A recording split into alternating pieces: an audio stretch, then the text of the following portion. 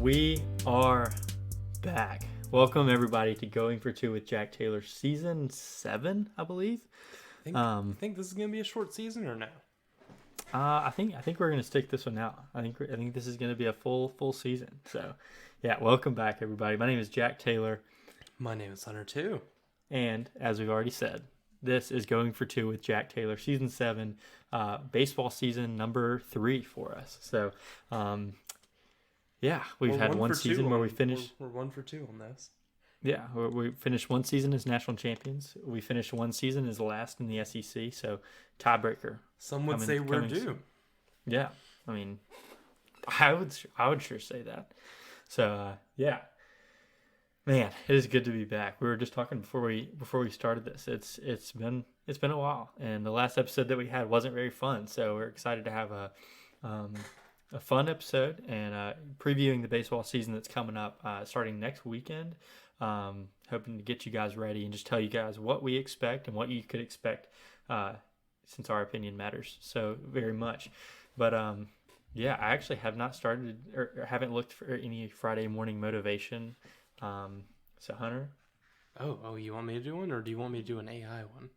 Do an AI one. Okay. Do you want me to send it to you for you to read, or do you want me to read it? You can read it. Is this going to be my thing this year? If I find one, I'll read it. But if it's an AI one from you, you got it. Okay. Throw in a wrench. And Hunter's playing for the first time this season. Okay. While I'm looking this up, will you talk about what we're going to talk about? Basically? Yeah. All right. So I've got a baseball preview lined up where we're going to talk predominantly just about Mississippi State and the season that we've got coming up. We're going to look back at last season and just kind of dive into what needs to happen to make sure that this year doesn't look like that. Then I've got a few points on just college baseball as a whole. Some of them are hypotheticals and some of them are just things that I expect to happen in college baseball this year. Going to touch on basketball a little bit since we're on kind of a hot streak, and then we're going to end with some Instagram questions as always.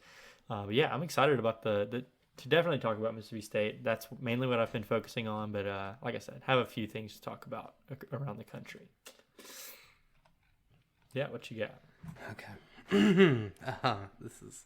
I'm not sure if this is a real quote, so success is not final. Failure is not final. It is the courage to continue that counts. Winston Churchill. This quote reminds us that success and failure are both temporary, and what really matters is our persistence and determination to keep going, to learn from our mistakes, and to come back stronger. The journey of champions is not a straight line. It's full of ups and downs, but the key is to keep pushing forward and never give up on your dreams. There you go. Would you like to know the prompt for that? I would, yeah. Give me a motivational quote for a team that followed up a championship season by finishing last in the league. Hey, I mean, that really does fit. It was pretty good. It's not final, but hopefully our failure won't be either. I think that's like what Lamona says like every time. Yeah, it's really weird. Yeah, never too high, never too low. It's kind of another way of saying that. Yeah, kind of reminds me of my dad would always say. Not always, but I do remember him saying a time or two. He said it at least twice. He said it at least twice, so that's all always. The time. That when people would say failure is not an option, my dad would be like, yeah, it is. You could absolutely fail at what you're about to do. So, yeah. It's a good quote. I'm going to screenshot that one and print it out. Yeah, that's definitely going to go on my bulletin board. Don't have a bulletin board. Do you have a dry erase board, though? I do. Write all of that on it. All right, so there we go. First Friday morning motivation of the year. Hopefully you're feeling inspired on your way to work. So now, here we go. Thank you, AI, for that one. You got to have my beautiful reading on that one. There you go. That's new this season. Yeah. So, all right. So first thing that we have going on is we have a chance to go worst to first, just like we did in 2015 to 2016. It's not a fun situation, but Mississippi State baseball seems to be like a feast or famine kind of thing. Like we're either hosting a regional or and making it to Omaha, or finishing last and not even making it to the SEC tournament. So it's one of the two extremes for Mississippi State, especially the in the Golden last State Warriors. Right. Or the LeBron Lakers maybe. Oh yeah, that's a thing. Yeah. So once again this year, it just came out today, I believe, that the SEC coaches have voted us at least last in the SEC West. I think we were either 13th or 14th in the entire SEC in the projections. Um, it shocked me at first, but then I was thinking like all I've heard in the offseason is that Alabama is kind of primed for their best season in many years, have really good pitching, and things have just kind of lined up for them. So like they're gonna contend in the West, and it's not a disrespectful thing to say like they're not saying that we don't have the talent necessarily. Every school in the SEC has the talent outside of probably Missouri and Kentucky. I would say that everybody in those top 12 is like pretty even, with LSU being like a major outlier. And Tennessee it's not right now. in Tennessee. Yeah, it's not saying that we're not a talented team. It's just saying like we have a lot of unproven talent. We're going to get into some stats from D1 baseball in a little bit, so I'm not going to go into those yet. But like we have really good freshmen, really good transfers who have been good at other levels of baseball. But like SEC baseball is just different, and they're going to have to prove themselves on this level. And we got guys that were on the team last year who've got to do the same thing. So we have veterans on the team, we have new talent on the team, and it's just, I mean, just because we're projected 14th doesn't mean that that's where we're going to end. Obviously, it's a projection, and we could finish first, and nobody would be surprised. Yeah, So, and the weird thing with the SEC West right now is, geez, everyone is good.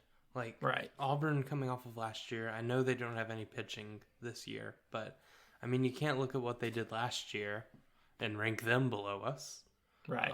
Alabama has known commodities at pitcher coming back. You can't rank them below us. Texas SEC A&M West. I mean, I went to I'm Omaha. LSU is the best team in the nation. Yeah, SEC West. I would have definitely been way more shocked to see us projected at first than seventh. I mean, we're around sixth or fifth. Like it's sixth or fifth. I could have seen us going anywhere from fourth to seventh, and there's just too many teams that I couldn't personally put us above just from what I saw last year. I mean, we saw a team completely quit the last 4 weekends of the year, outside of a guy named RJ Yeager. Like we were just a dead team, and that's team's last.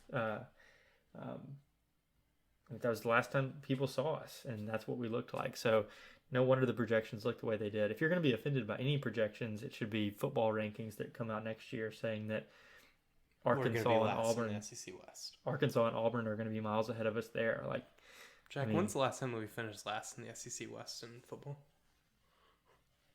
Do you actually know the answer to this? No. Okay, because I know it's been a long time. I'm thinking about our worst years, and in our worst years, Ole Miss was worse than us, or at least Arkansas was worse than us. So it's really weird. And then they just keep on projecting us there. At least in baseball, we finished third last year. Didn't we finish third in the West last year? Yeah, something like that. Something funny like that. It's a little goofy. Yeah. So I have on here, I just asked the question, is it disrespect or the gap in talent? Obviously, we've talked about it being the gap in talent, but looking back at the 2015-2016, worst in 2015, won the SEC outright in 2016. We were projected fourth in that year, and that's just like knowing that we have talent coming back. We had a transfer first baseman named Nate Lowe, who's turned out to be a pretty dang good MLB player. We had Dakota Hudson and Austin Sexton heading up our starting rotation, and we were just a proven team. And also we had a little guy named Jake Mangum who came to Starkville for his first year as well. So there was some unproven talent on that team, but they were projected fourth. This team is projected 14th. So there's a lot more to be proven. And like I said, if we fast forward to the end of the year and we have won the SEC and we're going to be a top 8 national seed, you know what? I'm not going to be sitting here with my jaw on the floor. Like that's the expectation for Mississippi State baseball, and last year has just kind of skewed that for us and for coaches across the country. Everybody's gotten better, and we just have to accept that and realize like every weekend is going to be a battle this year. Yeah. So I really like the people that are mad about us being like last in the SEC West.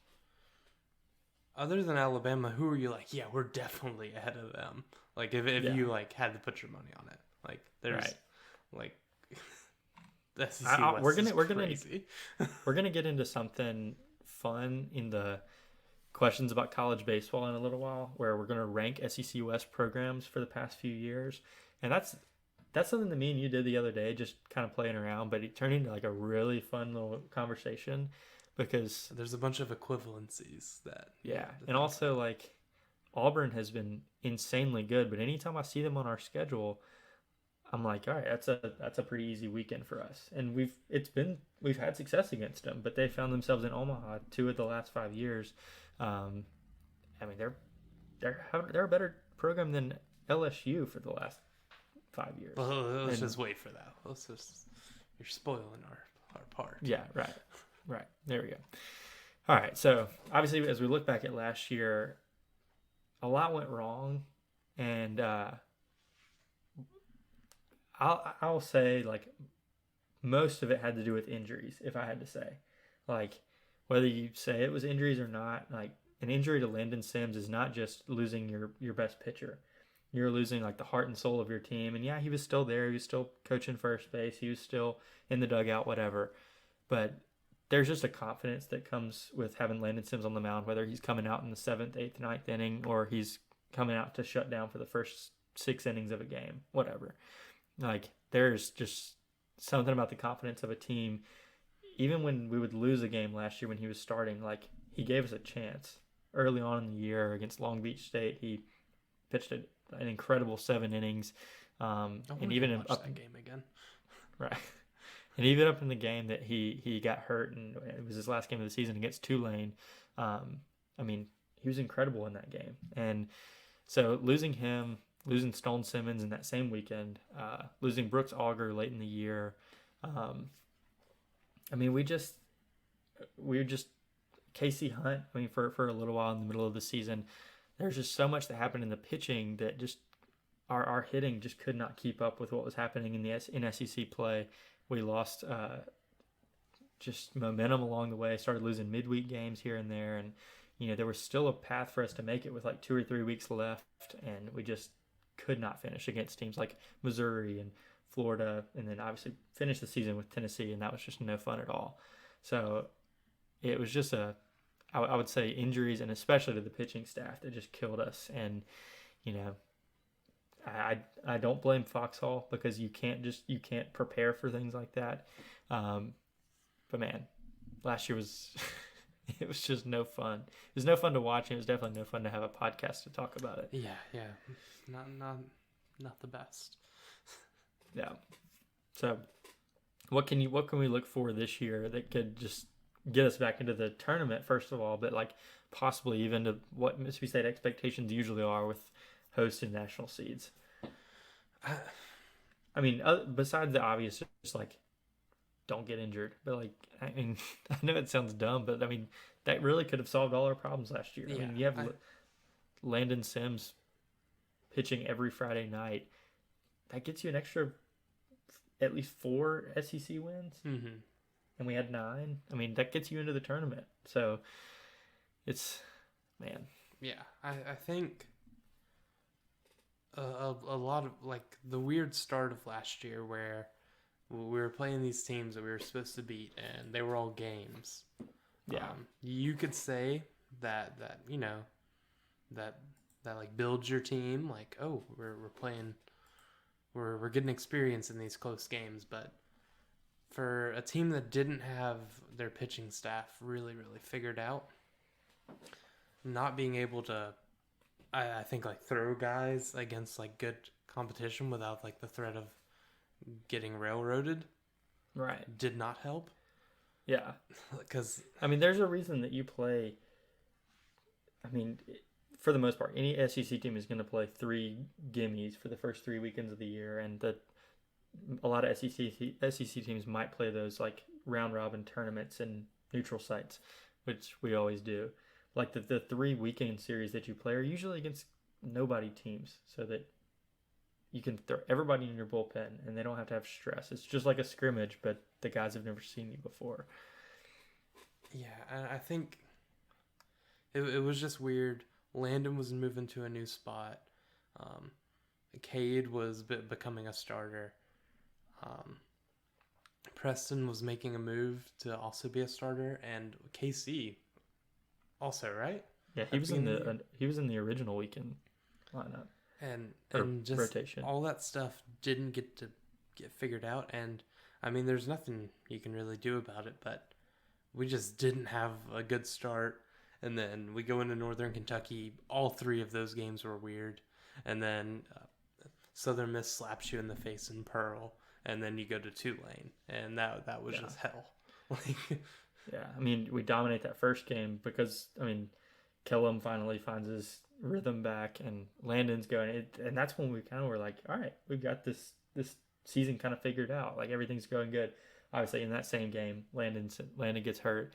And then I think we had like 2 back-to-back heartbreaking games against Tulane. Like, both of them, they walked us off. And that just killed us. I think we played Princeton the next week. We played midweek Texas Tech. Okay. Won the first one, lost the second one. Yeah. And then played Princeton and they hadn't won a game since 2019. Yeah. And we struggled with 2 of those games. I mean, it was just a... And then the non-conference slate that was supposed to be, you know, us setting up our pitching had turned into just a nightmare. And all of a sudden we're in SEC play. So I do think you're right. Like, going into it with we have 3, I hesitate to say proven starters because they haven't done it at this level yet. But I mean, we have 3 guys who have been consistent Friday night starters at different levels of college baseball, but they've done it before. So we have that a little bit figured out, and we're not having to scramble in our bullpen to try to find guys who can start for us. Parker Sinnett started 6 games last year. If he starts more than 0 this year, he has started too many. Well, I'll give him I'll give him a midweek. 4? Was he 4-1 last year? Talk about misleading stats. I don't know who Blood was pitching against, but 7 wild pitches. Yeah. The next point on here, we've already answered, talking about how important the first 4 weekends of the year are. I mean, it's confidence for your hitters. Guys like Colton Ledbetter and Amani Larry, Connor Husak. I mean, guys like that, and Dakota Jordan. I mean, I was talking about transfers, but freshmen as well. I mean, they're hitting college pitching at a level. I mean, I guess it's not SEC pitching right now. Everything's kind of leveled off. Like, right. It's not like other than stupid LSU and Tennessee. It's not like the 2021 season where everyone had 3 really good pitchers, 3 really good starters. Because everyone did. That's just not how it is now that we're out of that. All the eligibility is almost gone. Teams are back to normal, and the transfer portal has done its work. So like, there's good talent spread all across the country. So it's not like you're going against like a trash can. Yeah, like you're right. So. I think. As we talked about for pitching, getting our rotation set up and finding out who the main guys, middle relief and late relief, are going to be for us in the bullpen. But also, I mean, for hitters, just getting confidence, because the first 4 weekends of the year were a disaster for Kellum last year. I mean, I think he started the season 0 for 27, finally pulled it together and ended up getting the average back up to like 250 something by the end of the year, which is remarkable when you think about it, after starting out such a bad streak. I mean, just getting confidence for the transfers and for the freshmen especially, but also for the veteran guys. I mean, just starting strong could carry over to the season probably way more than we even know. I mean, I'm not going to sit here and act like I've played baseball in the last decade, but I mean, I'm just thinking if you start strong, it could carry over. So moving on to some things that we're definitely going to see this season. So as we move forward into SEC play, we're going to play Ole Miss in April for Super Bulldog weekend. Really, for the first time in a couple of years, we have a legitimate shot at beating our on-campus attendance record, because Super Bulldog weekend's fallen on a perfect weekend. It's not Easter weekend like it has been. It's against Ole Miss, so we're going to get Ole Miss and State fans there. And then on the Saturday game, we're having a Brett Eldridge concert on the field afterwards. So hopefully we win. Hopefully we win. Yeah. But yeah, we had a on-campus attendance record of 15,586 in 2014 against Ole Miss. Is there a shot that gets broken this year? What's the closest the new dude has come? I don't know the answer to that. I would think we were it was probably at it. I'm just thinking we had to have been there. I'm thinking it was probably the Stanford Super Regional. The Notre Dame one beat the Super Regional record. Yeah, I think it was Notre Dame. That first game, right? I think it was game 2. I think we might have broken it both days actually, because I remember the stat coming on the screen in that sunny game that we went to. The hottest game of all time. But yeah, I think that was just a record for a Super Regional, maybe. No, it was on campus baseball game that we were like close on. It was on campus tournament. I don't remember seeing anything over 15,000. No. I think it was like 14,800 something or something. Okay. Well, in that case, I mean, if that was a Super Regional game, we were playing Notre Dame, I have to believe that Super Bulldog weekend, perfect setup. If the weather's good and this concert is happening, people are going to want to go to that. I think there's a legitimate shot. I mean, there has to be. Yeah.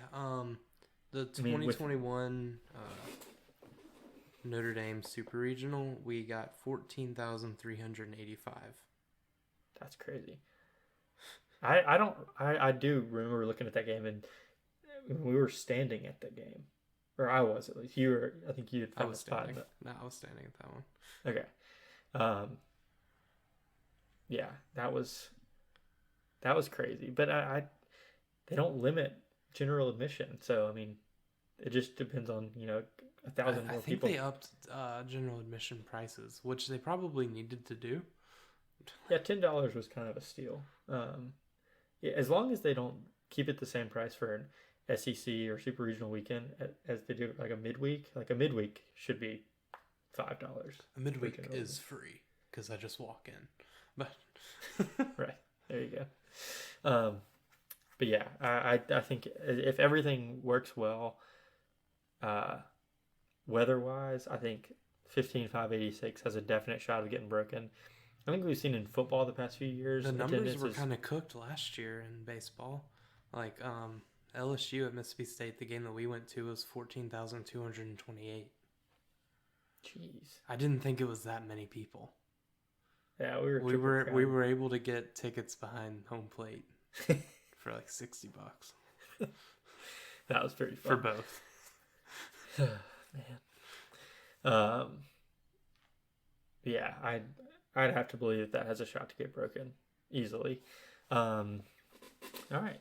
Next is a less fun question, but a question I guess we do need to address. But is there a hot seat for Lemonis, Foxhall, or Gaucher? Not necessarily now, but could you see at the end of this season there being a hot seat for one of those? I think Gaucher finally got his guys in.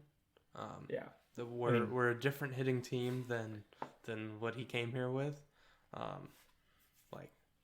Like little singles and everything, and your favorite kind of baseball. I love it. That's not it anymore. You look at our power lefties that we have right now, and it's just nuts. Yeah. So I think Gaucher is good. Did we break our home run record last year? I think we did, and we didn't even play postseason baseball. Like, that was nuts. Yeah, Foxhall, go ahead. Foxhall's a weird one because he's pretty good when he's not working with absolute head case pitchers. Mm-hmm. But like, there's no way to develop Eric Sarantola into a we tried it over and over, and it didn't work. If someone can do it, they have like a Hall of Famer, I guess. You will win a World Series with that man. Isn't he on the Royals? Yeah, never mind. They ain't winning a World Series. He's gonna get. You will go 500. Um, I yeah, you're right. Gotro. I mean, the hitting was not the problem at all last year, and the pitching problems that did exist were not really Foxhall's issue. I mean, I I don't think it's his fault that Landon, Stone, and Brooks all needed Tommy John surgery. That's just completely unfortunate. I mean, I can't imagine that he was uh, prepping and conditioning pitchers any different last year than he had been the years prior. Um, and all this to be said, I think a national championship does buy you time. So Lamona's, Foxhall, and Gotro, or in Cheeseboro, I guess. Now that there's a third paid assistant. What if they just fire Cheese? You're not going to be our third paid assistant. No way.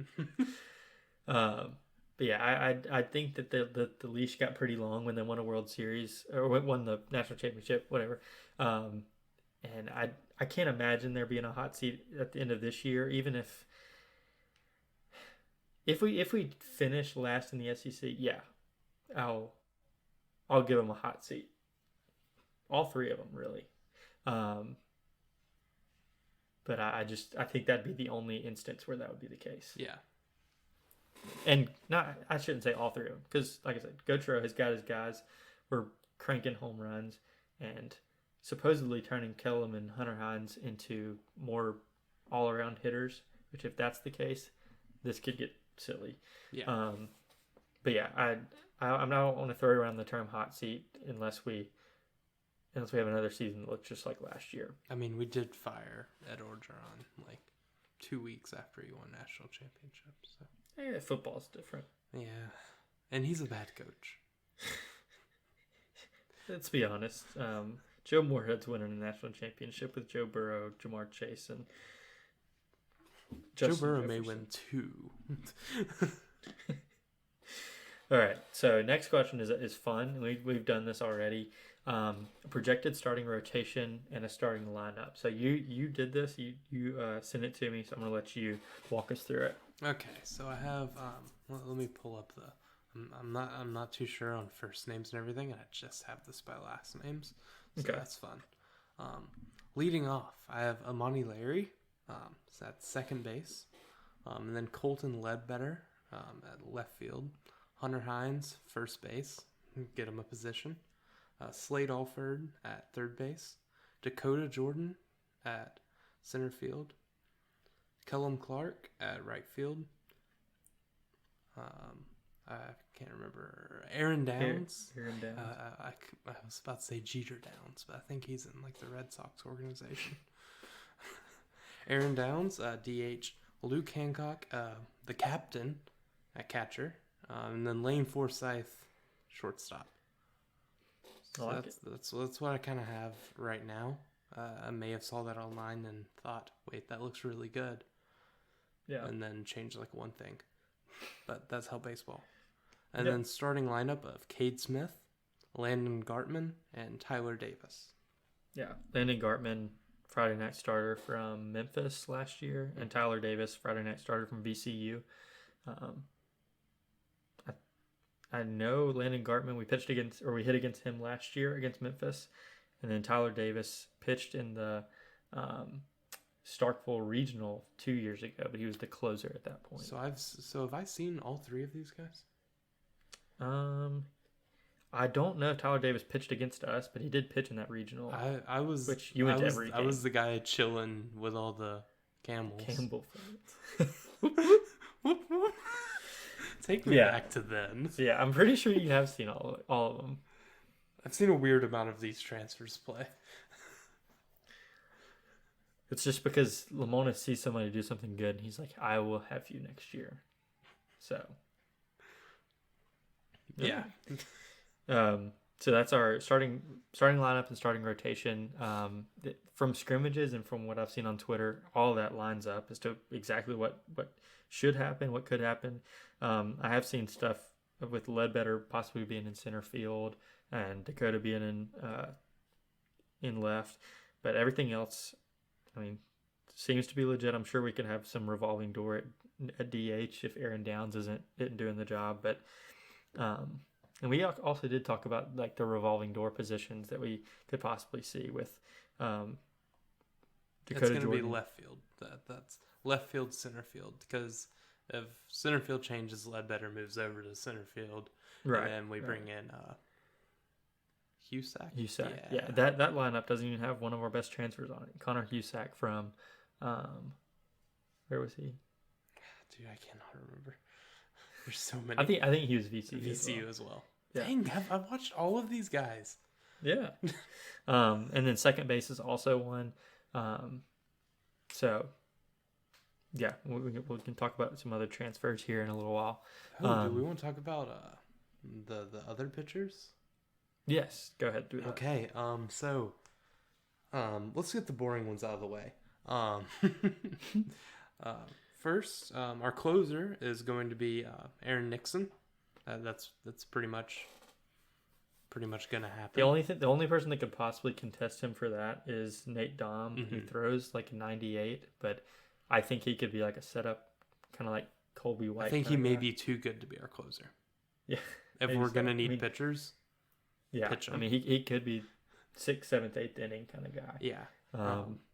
Which I would love that. But yes, Aaron Nixon, just because simply he's done it before at a high level. I mean, did it for Texas and did it really, really well in 2021, and then fell off last year.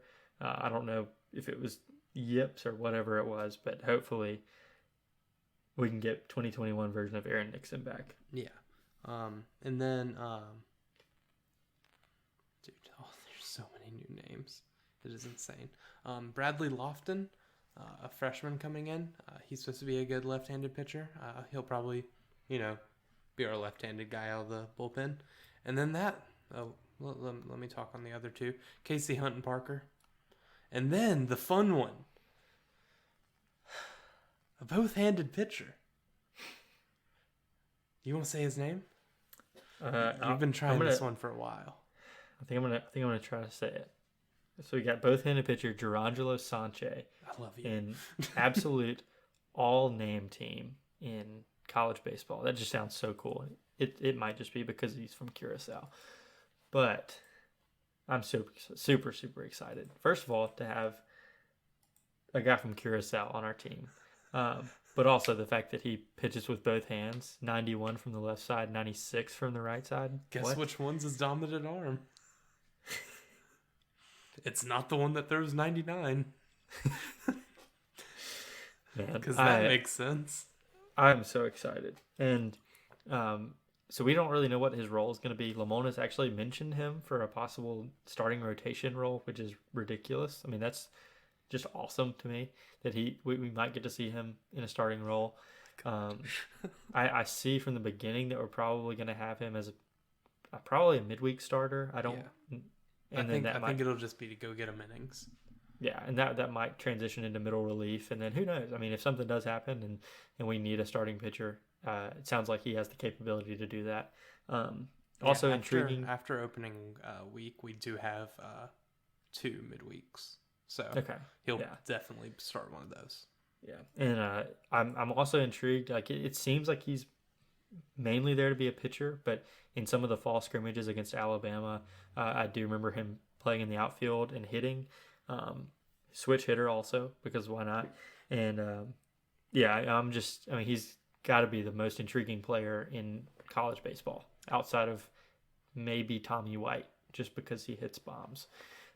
Will we be like USM and have a flat Curacao flag, like what they have? Like the Argentina flag? Yeah. Surely there will be one. If there's not, and me and you go to a game, why don't we just bring one? Do you have one? No. Do you want one? I could get one. I could get one in a heartbeat. I want to wait to see if he's like good. If he has like a day, like Sunday is his day, and there's not someone that has like a talk about flag. an easy way to get a picture with a pitcher, right? Or a player. Surely you'd have to come up to us. Yeah, just us in the. Yeah, I know you did mention Casey Hunt and Parker Stinnett, and those I think you put them in a category of praying for them to finally figure it out. Yeah, correct. Casey Hunt showed way more flashes, I think, than than Parker did. Mm-hmm. Although Parker, as we know, was 4-1 as a starter last year. I don't want either of them to crack the starting rotation this year. I want both of them to have the mentality of a starter. Like, I can go and get as many innings as you need. I want them to both have that. I want every pitcher to have that mentality, except for a closer who just, as we say in the business, has a Landon Sims FU fastball kind of thing. I want Casey Hunt and Parker Jeanette to be two of the best pitchers on our team. I want that. They're veterans. I feel like they're leaders. I mean, they're both captains on this team. They're both in the captain's committee. They're not captains. Idiot. I want them to be good, but I think they need to find their place in the team, and I don't think that's as a starter. Like I said, both of them had flashes. Casey Hunt more than not. I mean, he actually had some like roles as the closer at some point last year. Yeah. I mean, so if he can just find that early in the year and stick to it, I think it could be fun. Same with Parker, but I just have less faith in Parker just because I haven't seen any consistency. If they're both healthy, I would love for them to be a big part of this team, part of this bullpen. Yeah. One person I forgot to talk about is Pico. Oh yeah, arguably one of the best arms. Yeah. What was the thing you said last year? I don't know. Pico. He's the guy. Pico, he's the guy, yo. Yeah, I don't want him to be a starter either, but he would be one of the first ones, from the bullpen, I think, to transition to a starter, just because it would be like early 2021 Houston. Right. Yeah. Like me and you would be early on it, but right. I mean, I like Pico a lot, and I think the jump from freshman to sophomore year is going to be big for him. So, yeah. Now I guess it's time to jump into a few different. We're going to look at the SEC schedule for this year. So do you have that where you can pull it up? Yeah, I got it pulled up. Okay. All right. Okay, so we start with at Kentucky. I have no clue what Kentucky looks like this year. I'm not going to act like I do. Do you, any chance? I know they're projected as one of the bottom teams in the SEC, but you know what? So are we. Cool, winnable. I think winnable for sure. And then it heats up. We get Vanderbilt at home. Woohoo! Hooray. But they're not as scary as they used to be. Right. Like when they had an MLB rotation. Jeez. So Vanderbilt at home. When's the last time that happened? I don't. Is that every year? No. It's been a while. I mean, it's been at least 3 or 4 years, I think. That's weird. Yeah. And then we have South Carolina coming to town. Yeah. I mean, I always think of South Carolina as just a great baseball school because they won the back-to-back national championships, but realistically, it's a winnable series. Mm-hmm. So right now we're 2 winnable series, and then Vanderbilt, which if this team isn't fantastic, probably isn't. Yeah. The easiest to win, and then we get Alabama away. So at Alabama, I guess we'll see what their pitching is all about. Yeah. Yeah, this is not us just going through predicting wins and losses, just because this team could easily, Mississippi State could be the worst team. It could be way different by March. Yeah, we're going to go week by week and predict what the series are going to look like. But right now, it's just seeing how it could lay out, seeing the trends of the season. Right, and it seems like a pretty favorable beginning to the season. Mm-hmm. Yeah, I mean, you can stack up some wins. Yeah, we're pretty good. And then probably the biggest weekend of the year, Super Bulldog weekend. Ole Miss comes into town. How many years has it been since they won a series? I think 2015, which is ridiculous. I hope I live to see that one be able to drive. So I need to live 5 more years. Yeah. I just want it to get to a point where it's been a decade since they've won a series against us. Yeah. National championships will be even, by the way, but so they won't have anything to hang over our heads. And then we get our regular scheduled program of going to Auburn and winning. And then I mean, this truly is just like a super favorable beginning of the it schedule. feels okay because we have the history with Auburn, we have the history with Ole Miss, South Carolina. They're weird. Kentucky, I really don't care. I don't know why I have this just fear in my stomach of Vanderbilt. We took their second most talented team in recent years and destroyed them in the championship series. And they're not as good anymore. But we're not. We're not either. But by any stretch. So like first 6 weekends of the year, I mean, I see competitive series the whole way, and then you ready for the back half? Okay. Yeah. At Knoxville. This is what gets called the gauntlet, if you will. Yeah. At Knoxville. And then we get Arkansas at home. And then we go at LSU. So right now we've played only one out of this last 4 stretch. Only one of these teams went to Omaha last year, and like 2 of the best teams in the nation are on that list. And then we play another team that went to Omaha, Texas A&M in Starkville to close out the season. Right. I just want to go through and just list the teams we're playing at home this year. So we got Vanderbilt, South Carolina, Ole Miss, Arkansas, and A&M. I mean, that's a fun home set of teams. I really do like that. Going to LSU and going to Tennessee are obviously the 2 outliers for like really difficult. At least if we're going to get swept, it's on the road. Right. I mean, I think the 2 most talented teams in the SEC playing there, I mean, obviously it's going to be difficult, but yeah, for seeding purposes, those aren't going to hurt you too much. There's also a chance that we lose 9 straight games. Yeah, there's definitely. But I mean, steal one against Tennessee or LSU, and I mean, going 2-4 or even 1-5 in that stretch is like not the worst thing in the world. Yeah, it really sucks. I mean,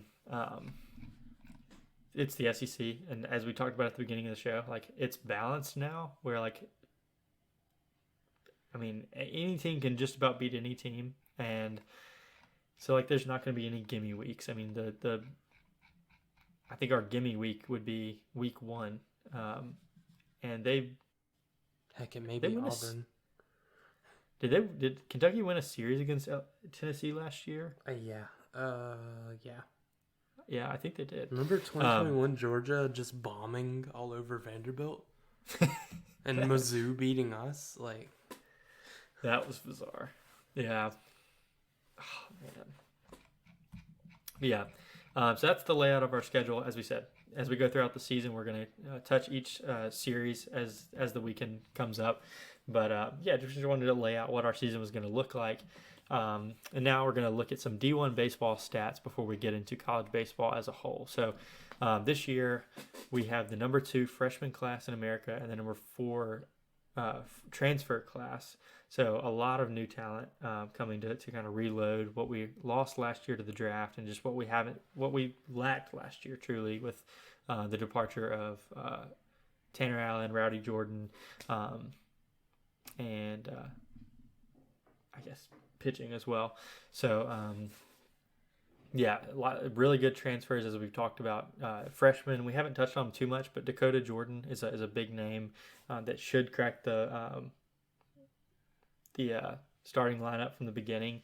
Ross Heifel is a really good catching prospect that if Luke Hancock can't really get it done at defensively, which I don't really see that happening. He was really good whenever he was in 2021. And he could catch Eric, remember? Yeah. So I was so right about them platooning them together because Lotan would have punched him. Lotan would have called a meeting at the mound and just killed waylaid him. Can you just throw strikes, please? yeah, I think the catcher position is somewhere we're definitely going to see. I mean, it's not necessarily like a drop off defensively because I mean it is a drop off defensively, but it's not like going from good to bad. It's going from like elite to good. Yeah. I mean, and it's not the catching necessarily. It's runners caught stealing and swag. Swag really is what it is. I mean, Lotan catching bunts barehanded and throwing sidearm like around batters. It's something that is unbelievable to watch and something that we've probably taken for granted a little bit the last 3 years. But I'm really excited about freshmen and transfer classes. Not necessarily excited about the catcher position, but you know what? If the catcher position is what we're worried about the most, then I'll take it. I'm glad it's not pitching. Two crazy things. We're one of 8 schools in the country to have our entire outfield rated in the top 150 outfielders. So I know that includes Kellum, Colton Ledbetter, and I'm assuming Husak. Yeah, it would have to be. But I'm not entirely Not sure. paying for D1 baseball. I'm not paying a subscription to see who our third outfielder is going to be. We're also one of 10 schools in the country to have 4 starting pitchers rated in the top 200 starting pitchers. So I know that's Cade Smith, Landon Gartman, Tyler Davis, and I'm still not paying a subscription to D1 baseball. Could it be Lou? So, no. I'm not sure they put freshmen on here, but I mean, they definitely could have. I mean, they sure did talk about them a lot. Yeah. I mean, free content for them, but you have to pay for it. So yeah, there's some stats from D1 baseball. I don't really know their explanation on any of those. They're growing the game by making us spend $20, $25 a month as SEC fans.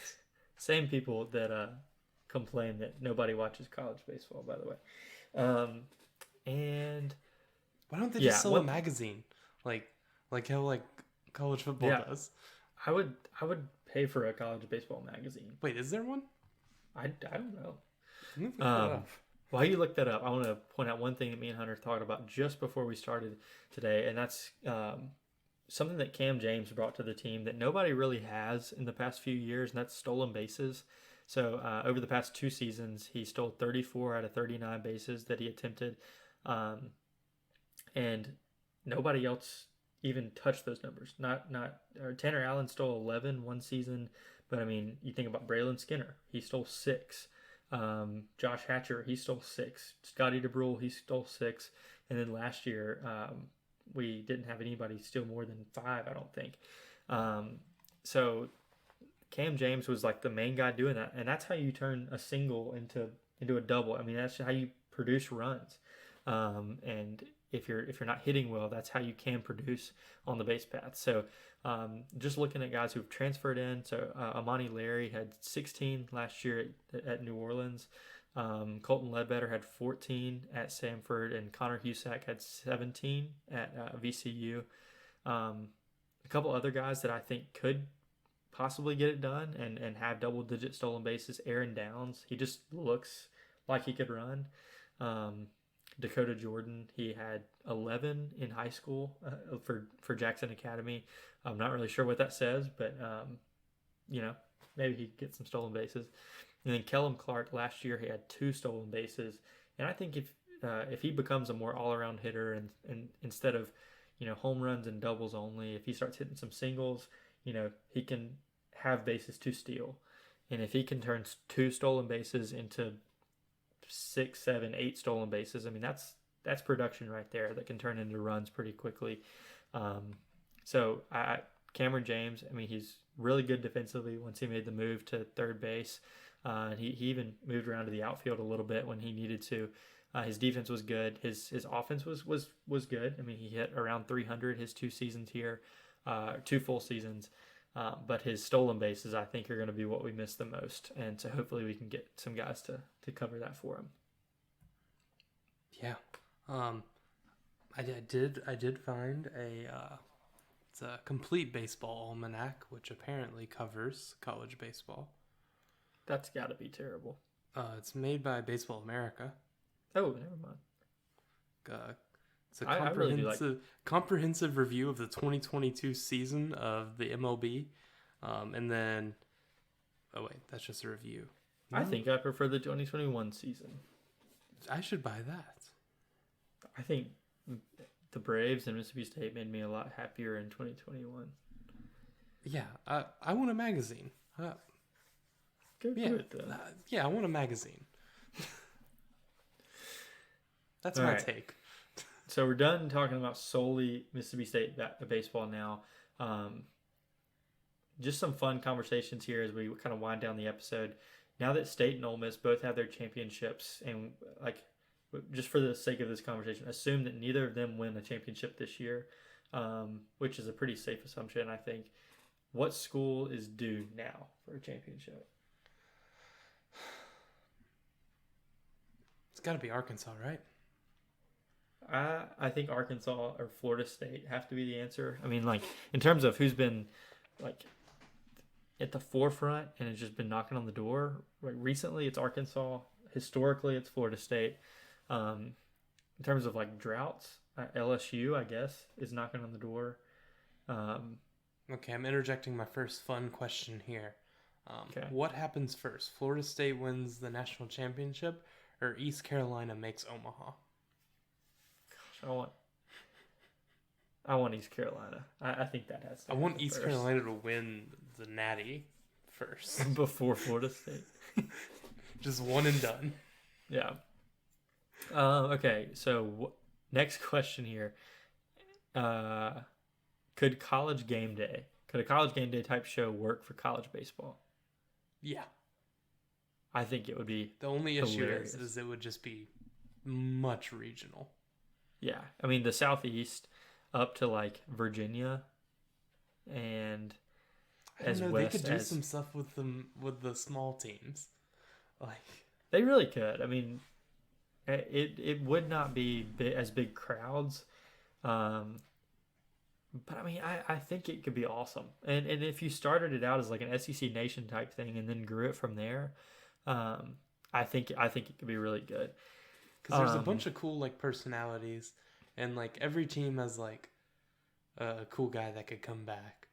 Yeah. Like, I mean, the blueprint is to start it at like State, Ole Miss, Arkansas, LSU, and then just kind of go out from dude, there. one Because at Southern Miss would be sick. because if you had a week of like interviewing like personalities in the left field lounge and like people who own rigs and stuff, and Dude, like, doing like a game day from left field. I mean that would be crazy. It would be a really cool idea. Like you said, it would be regional, especially starting out. But I mean that could get teams that don't take baseball as seriously to take it more seriously. I mean, it would get more students at games I mean, not at Mississippi State, but Doesn't basketball have a game day? yeah, they do. I've never watched that in my life. Sorry, basketball. I haven't either, but I think it could be fun, and that's just been talked about in the last week.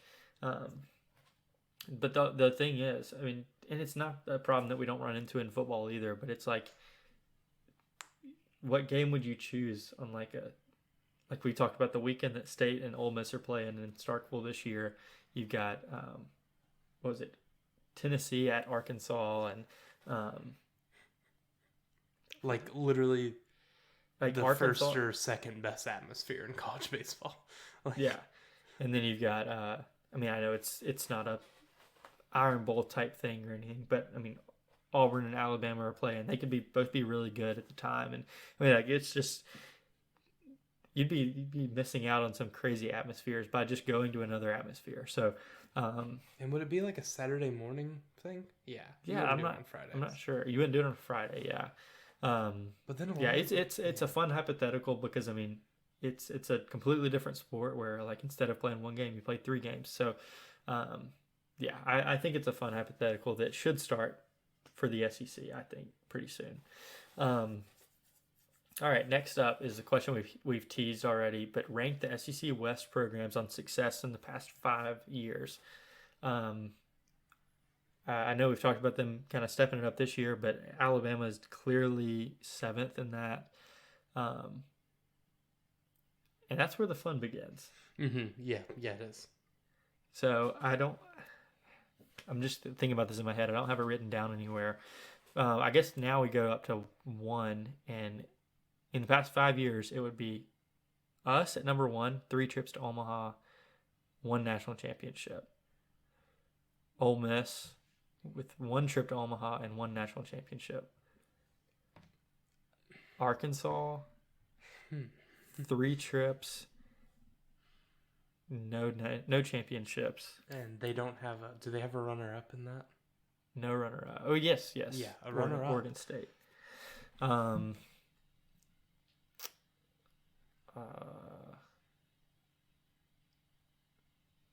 that's.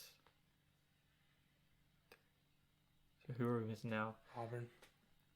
Auburn, LSU, and A&M. A&M. Yeah, A&M I guess is 6th. Right? No, No, they're ahead of they're ahead of LSU. LSU. Hasn't been. And I guess in this we're not even like considering draft picks. I mean that's something I haven't considered. I'm just talking about like postseason success. LSU hasn't been to Omaha since 2017, so I mean, if we're talking about the last 5 years, that doesn't count. A&M's been more recently, so LSU being 6th feels so dumb. But I that's guess kind of it. that's it. I mean, that's why we even brought this up. So, Alabama 7th, LSU 6th, A&M 5th, Auburn 4th with a shocking 2 trips to Omaha. Early exits both times, but then you go to Arkansas 3rd, Ole Miss 2nd, and us 1st. And I mean, you could make the argument. I mean, 3 trips to Omaha, but yes, one of those 5 years we finished last in the SEC. Ole Miss can make their case if they want to. Arkansas could also make one that like. Yeah, I don't think Ole Miss has as strong of a case because they've been 1 time and we've been 3. If it was 1 and 2, like maybe the finishing last in the SEC could be trumped, but yeah, but Arkansas has been 3 times, right? I think they've been 3 times. And they've been really, really good. Yeah, and then they didn't make it 1 time, but should have. I mean, they were the number 1 overall seed, and they have a runner-up in there.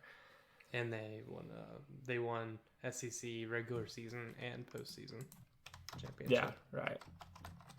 Which, who else has done that? Did Tennessee do that last year? Yeah, they did. And crazy enough, in the SEC coaches polls, the projections, Tennessee got 0 projections to win the SEC outright in the regular season. That's crazy. LSU got like 13 of 14. Didn't Ole Miss get one? Yeah. Ole Miss ain't doing all that. Ole Miss is not doing all that. And they got predicted overall to be 4th in the SEC West. So this all makes sense. Like, people do realize Ole Miss wasn't good until like the last 2 weeks of the season, right? Like, they realized that.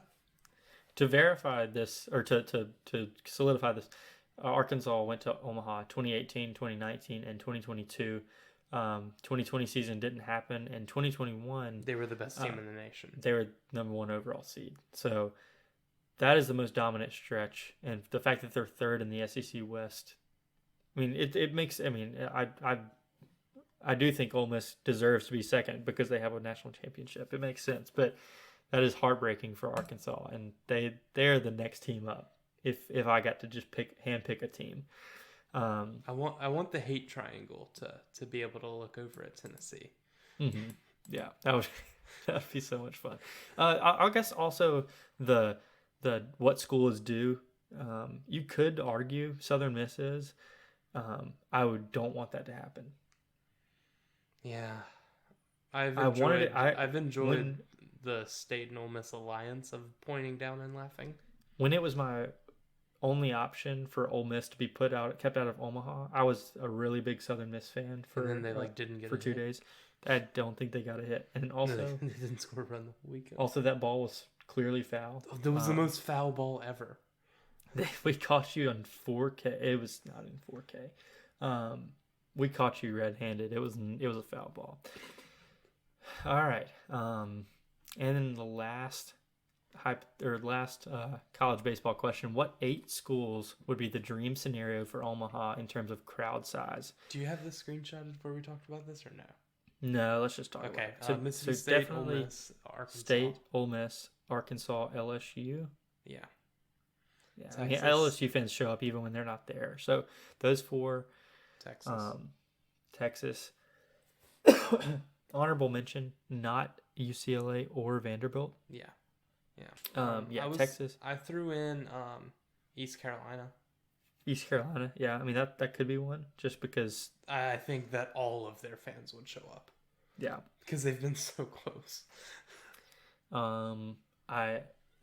I hesitate to say Florida State simply because they've probably been hurt so much, and I just don't think they'd be showing up. They don't Surely, show up to like regular Nebraska season. would show up well. I did say that. Like Wichita State. Wichita State may. Oklahoma State's probably a sleeper there, and Southern Miss also. Yeah. I think they hosted one super regional and are demanding their stadium be like added onto immediately, which they deserve it. Mm-hmm. They have a great fan base, and I think if they made it to Omaha, there'd be a lot of black and gold there. So let's just go over that one more time. State, Ole Miss, Arkansas, LSU, Texas, Southern Miss. I'm gonna put them in the top 8. Yeah. Did you let ECU in? I'll let ECU in. Yeah, good. and then I'm probably gonna say Oklahoma State. Is that right? Or do we need one more? But I mean, there weren't many Oklahoma fans there last year in the finals. I know it got drowned out by Powder Blue, and deservedly so, but also the atmosphere was sick at that one. It was crazy. The back to back to back. Oh my god. yeah, I mean, It's on the unbelievable. honeymoon, trying to not think about Ole Miss baseball, but they were doing things. I don't know. The last one's just kind of weird. Nebraska would just kind of be a funny one, but NC State, NC State. Let's just say that they deserve it. Virginia. There was a good bit of Virginia fans. God forbid one of their players have a dad. Shut there. up! Nope. We are not getting into that one. We were literally winning the game. Okay. Anyway, quick mention of Mississippi State basketball: 16-8, 4-7 in the SEC. They're on a 4-game win streak. And what will it take for them to have a case in the tournament? Playing at Archie, have Kentucky at home, at Ole Miss, at Mizzou, hosting A&M in South Carolina, and then at Vanderbilt. Go 5-2 challenge. I think you cannot lose more than 2 games, and they have to be the right 2 games. At Arkansas and at Missouri are really your only 2 options. Kidding. Vandy got that win on Tennessee. Yeah. I don't think you can lose to Kentucky, Ole Miss, A&M, or South Carolina. A&M, if they stay hot, you could afford a loss to them, even though But it is their at out home. of conference is bad, so like they're like super weird. They're Yeah. like 3rd in the SEC, but they're like a bubble team. I mean, and we've already beaten Mizzou, but they do shoot a lot better at home. They're a good team that was just 30 points off their average like when we played them. So like, I don't think you can lose to Ole Miss, or I know you can't lose to Ole Miss or South Carolina. Any of the other ones you could probably. Which means we're afford going to a go to loss. 5-2 with losses to Ole Miss and South Carolina. And then if you lose 2, you probably need a win in the tournament. Go 6-1 or 7-0 randomly. You're sitting pretty. So I think at 9-9 in the SEC, I don't even think we need a. I don't like. You don't think? Our out of conference is so good. Yeah, it really is. Like that win over TCU is massive. Needless to say, if we were say 6-5 with wins over Florida and Georgia right now, we would be in the tournament. Yeah. Yeah, we will update you a little bit like that on every episode that we have until we are no longer can't give them eligible. too much. Right. You have to watch those games. There's a reason they play the games. Um, all right, so now we're moving on to Instagram questions, our favorite segment, and we don't have too many, which probably is good They're because not in we mid-season form. yeah, you fans are in mid-season form. So Brooks Taylor, first question, always loyal. He says Omaha. I would not be surprised. It's Mississippi State baseball. We always are going to have the talent, and we just got to steer free of injuries. And I would say right now, we probably aren't going to go to Omaha. But like I said, it wouldn't surprise me. And Tell me we're not going to go to the Elite Eight of. right now, we are projected as a 2 seed in Southern Misses Regional, so I'm just trying to avoid that. With Notre Dame. With Notre Dame as a 3 seed. That's hilarious. Notre Dame quietly been one of the top 5 programs in baseball the last 2 seasons. They're Texas, but kind of better. Yeah, so I'm gonna say no to Omaha, but I think we're on the right track in the next 3 years to get back. Casey Purvis asks, who are y'all most excited to see play this season? An old player and a new player. Sweet Lou. I'm more excited to see Lou than I've ever been about any player, and I'm very excited to see if Hunter Hines can avoid a sophomore slump. Yeah, hit 300 and like several home runs last year. He wasn't on any All-SEC teams. Nope, just Luke Hancock and Colton Ledbetter. Because there's got to be 2 catchers better than me. Ole Miss might have 2 catchers that will be better. We may have 1. Like, and Luke's good. Luke's good. Yeah, right. Luke's good. You're right. It's just last question here is a question from Duncan Helms. It says, who's your pick for team MVP? Also, thoughts on our catcher situation. That's fitting. Team MVP, I'm going to say one of 3 players, Colton Ledbetter, Kellum Clark, Hunter Hines. If I had to pick one, I would say Colton Ledbetter. Yeah, that's probably a good pick. Probably Ledbetter to go win like SEC Player of the Year, maybe. Be good. 2 straight for Samford. Be pretty cool. There you go. Samford runs the SEC. Would Samford claim him at the next level? Okay. Alabama can claim Jalen Hurts. Yeah. What is that? Look, if Mercer wants to claim RJ Yeager, please go for it. Okay, I did think of an interesting situation. If Malik Heath gets drafted and pops off in the NFL, I mean, he is like Jamar Chase, Justin Jefferson level. Imagine that happens. Are you claiming him as a Mississippi State fan? No, Colin gets to claim him. Okay. I think that's a fun situation. I want Colin to claim him. I just want a hive of Colin fans. I just think it's a unique situation because he transferred to a rival. Like, would Mississippi State fans claim him? I think. Are you going to? No, I would not. Okay. We'll see. And I think Ole Miss fans would never let us hear the end of that. I may make a Twitter account if he's good that I'm just like, Hail State in the league, we love you here, and just see how many fights I can get in. Keep on the lookout for that.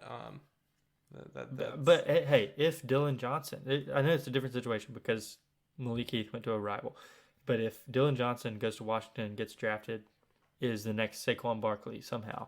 Well, I love Dylan, so yes. Yeah, I'm claiming Dylan all day long. I don't give a crap what Washington fans say. Like, there's Washington fans. He was a state fan he was a state player for 3 years. He's fine. Yeah. So yeah, Jalen Hurts is absolutely an Alabama quarterback. Does Ohio State get to claim Joe? No. Did he graduate from there? Look, I would say Jalen Hurts scored like 70 touchdowns for Alabama. Joe Burrow had 300 passing yards total. He was good against Maryland. Dog, shut up. All right. That's gonna do it for our first episode of season 7 of Going for Two with Jack Taylor. We are mildly excited about baseball season. We're excited to watch games. Excited. We are ready to be heard again.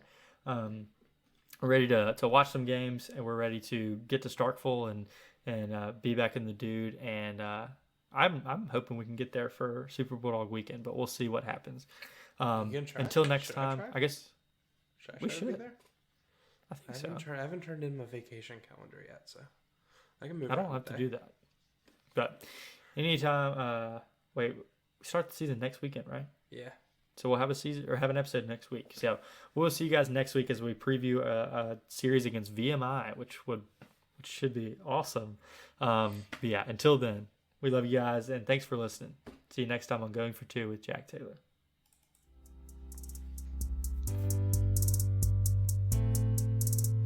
Jack, based on the sound, can you hear what grip I have on this baseball? Like what pitch am I throwing? Sounds like a 4-seam. You were right. The only grip you know? Now what? 2-seam. Nope, slider. Dang. Luke Meyer. You know what rhymes with Luke Minor? Luke Meyer. No. These nuts. Got him.